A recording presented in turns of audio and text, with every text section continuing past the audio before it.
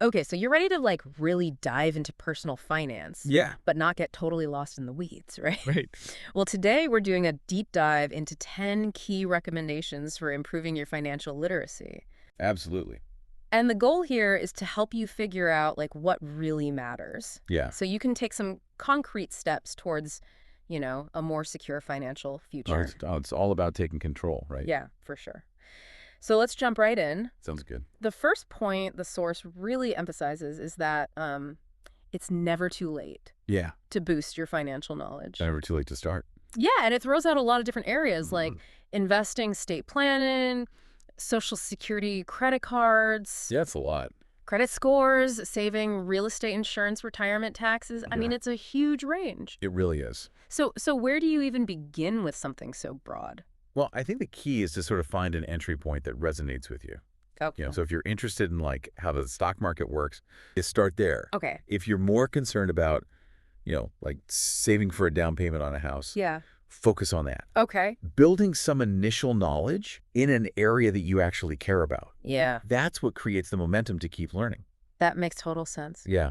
So the recommendations also talk about free resources from the government, Yeah. Those are really valuable. specifically the Financial Literacy and Education Commission, and then mymoney.gov. Right. So what kind of stuff can you actually find on those websites? Well, mymoney.gov is a great place to start. Okay. They offer guidance on like everyday things, Yeah. creating a budget, Okay. understanding mortgages, figuring out retirement plans like 401k. Which are what again? Oh, those are employer-sponsored retirement savings accounts. Gotcha. Basically a way to save for retirement with help from your employer. Okay. That makes sense. And then the Financial Literacy and Education Commission. Yeah. They have a wider range of resources and initiatives, all aimed at improving financial understanding across the country. So it's good quality information. Yes. And it's totally accessible. Exactly. So the recommendations also mention reading financial newspapers and magazines and starting locally Yeah. in a world of like, instant online updates. Right. Is there still value in doing that? I think so. Okay. Those established publications often provide in-depth analysis Yeah. and well-researched articles. Okay. They can give you a much more comprehensive understanding of like Yeah. financial trends and concepts, Okay. More than you might find in those shorter online pieces. Right. A different kind of depth. Yeah. And speaking of online, like the internet obviously has tons of information. Oh, yeah. Information overload. What's the best approach to learning online without like getting overwhelmed or even worse, misled? Yeah. I mean, you have to be really selective. Okay. Look for reputable websites from established institutions. Okay. Like financial institutions, nonprofits, well-known financial experts. Okay.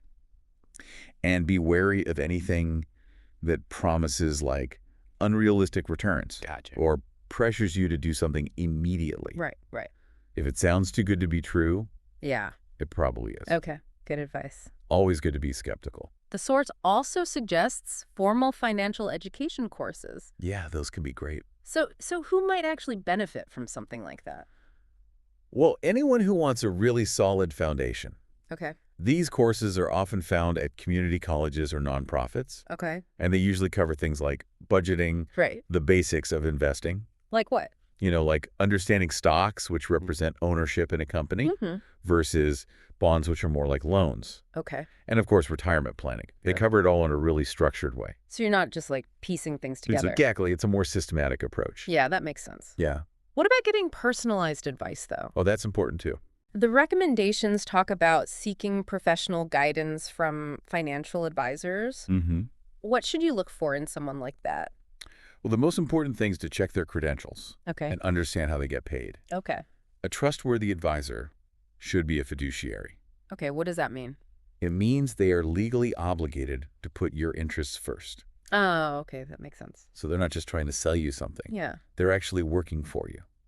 Gotcha. They can help you create a personalized financial plan Okay. based on your specific goals. All right, let's get down to some basics. Yeah. Creating a budget is also on the list. Super important. Why is that so fundamental? It's your roadmap. Okay. A budget helps you see where your money is coming from Right. and where it's going. Okay. That awareness is crucial for making informed decisions about, Yeah. your spending and saving.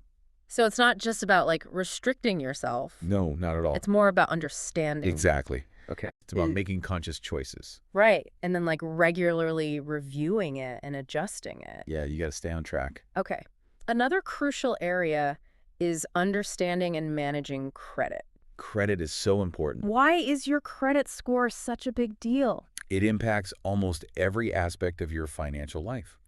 Okay, how so? Well, your credit score is basically a 3-digit number Yeah.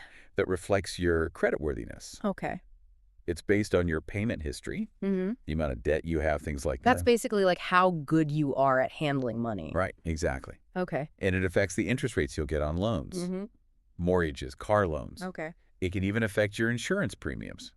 Oh, wow. So it's not just about getting a loan. No, it's much broader than that. Okay, so what can you do to improve your credit score? Well, you should definitely check your credit report regularly. Okay. That way you can catch any errors Mm-hmm. and then make sure you pay your bills on time. Right. Try to reduce your debt. Yeah. Those kinds of things. Good advice. Just being responsible with your credit. And then there's investing. Ah. Yes, investing. It can seem kind of intimidating. I know, it can feel overwhelming. What's the most important thing to grasp when you're like first starting to learn about it? The key is understanding the relationship between risk and reward. Okay, what does that mean? Basically, investments with higher potential returns also tend to be riskier. Oh. So you need to learn about the different investment vehicles. Mm-hmm. Start with the fundamentals Okay. and align your choices with your own personal risk tolerance Yeah. and your long-term goals. Okay, that makes sense. Yeah, it's about finding that balance. Finally, the recommendations touch on teaching kids about money.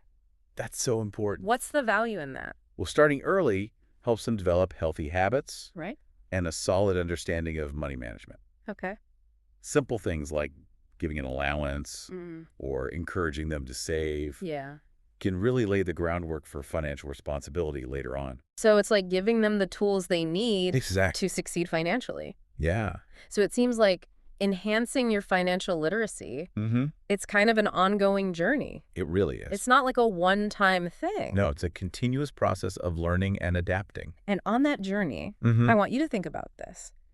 What single aspect of your financial life, Okay. if you really dedicated some time to understanding it better Yeah. in the next year, Mm-hmm. could have the biggest positive impact on you? It's a great question to consider. Identify that area Yeah, and let your curiosity guide you. exactly. Follow that curiosity. All right, that's all the time we have today on The Deep Dive. Thanks for listening, everyone. See you next time.